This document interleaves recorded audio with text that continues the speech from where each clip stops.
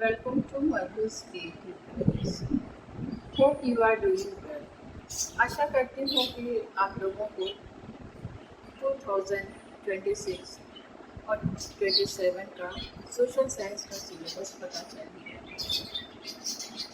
और सिलेबस देखने के बाद आप लोगों को पता चला होगा कि इसमें बहुत सारे टॉपिक्स जो हैं, बहुत सारे चैप्टर्स जो हैं वो नए ऐड किए गए हैं और साथ ही साथ कुछ चैप्टर्स को डिलीट कर दिया गया।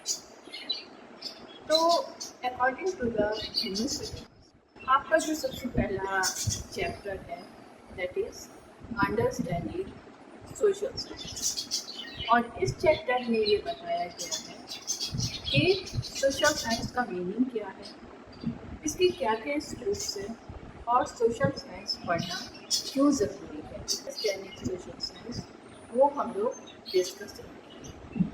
So according to the new syllabus, the very first chapter is understanding social science, and in this chapter we are going to study about the meaning of social science, its scope, what are its opportunities, etc.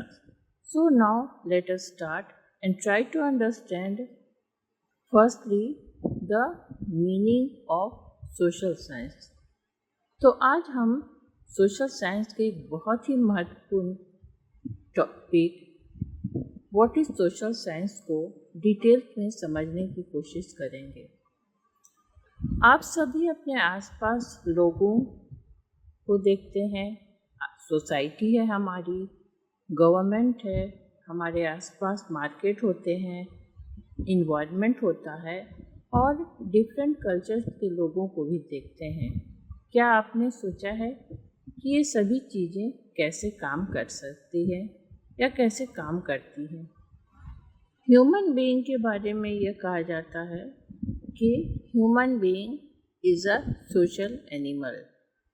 वो बिना society के नहीं रह सकता है।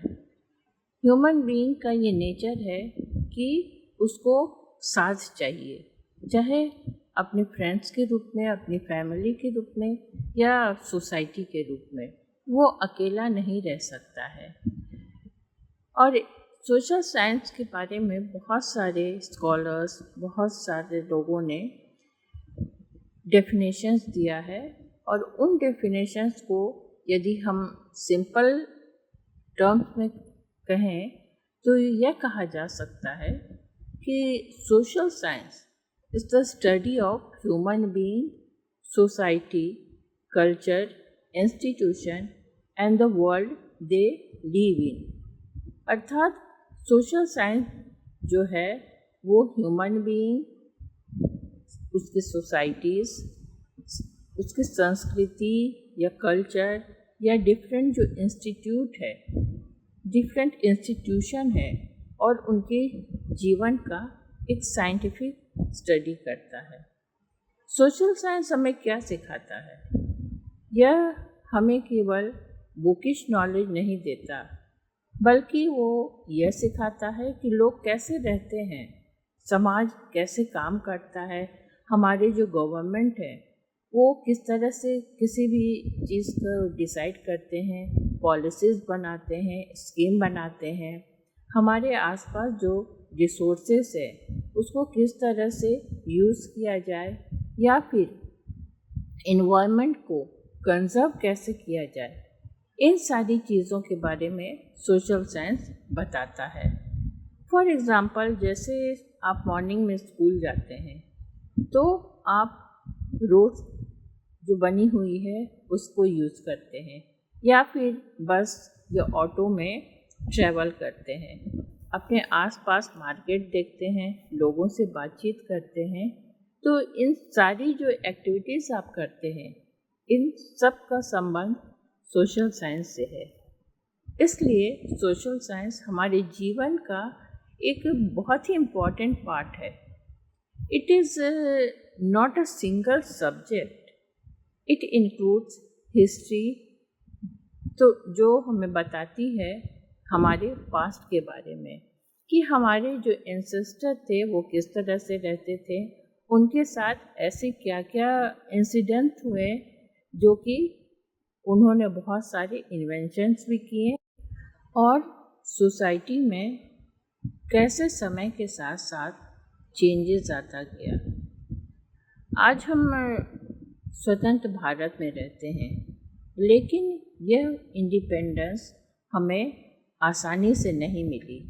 इसके लिए बहुत सारे लीडर्स ने, पॉलिटिकल लीडर्स ने, जैसे कि महात्मा गांधी, भगत सिंह और अनेक फ्रीडम फाइटर्स के संघर्ष के कारण हमें आज़ादी मिली। और जब हम इंडिपेंडेंस डे मनाते हैं तब हम हिस्ट्री को याद करते हैं।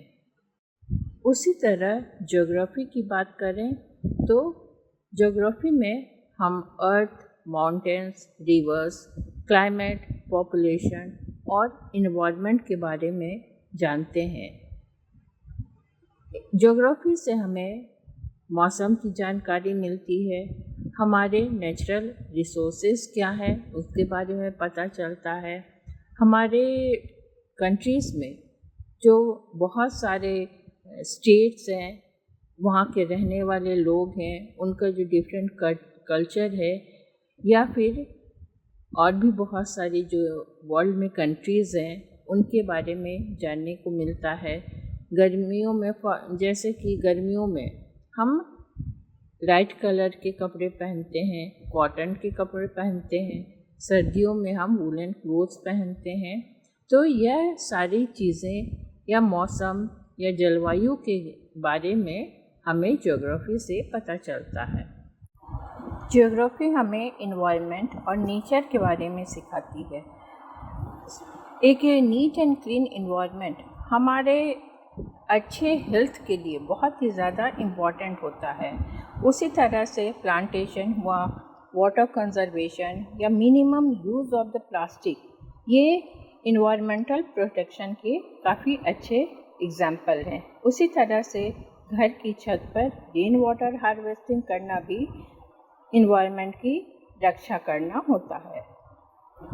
इकोनॉमिक्स हमें बताता है कि पैसा कैसे कमाया जाता है और कैसे खर्च किया जाता है, और किसी भी कंट्री का डेवलपमेंट कैसे होता है, वो देश कैसे आगे बढ़ता है।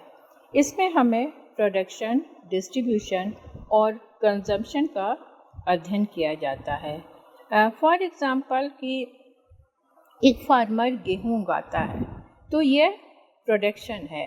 दुकानदार उसी गेहूँ को मार्केट तक पहुँचाता है, यह डिस्ट्रीब्यूशन है। और जब हम आटा खरीद कर रोटी बनाते हैं तो यह कंजम्पशन है। तो यदि किसी गांव में कोई नई फैक्ट्री खुल जाती है तो यहाँ लोगों को एम्प्लॉयमेंट मिलता है। साथ ही साथ इसका जो नेक्स्ट पार्ट है वो है पॉलिटिकल साइंस। पॉलिटिकल साइंस हमें गवर्नमेंट, कॉन्स्टिट्यूशन और डेमोक्रेसी के बारे में बताता है। यह हमें हमारे राइट्स, ड्यूटीज़ के बारे में भी बताता है।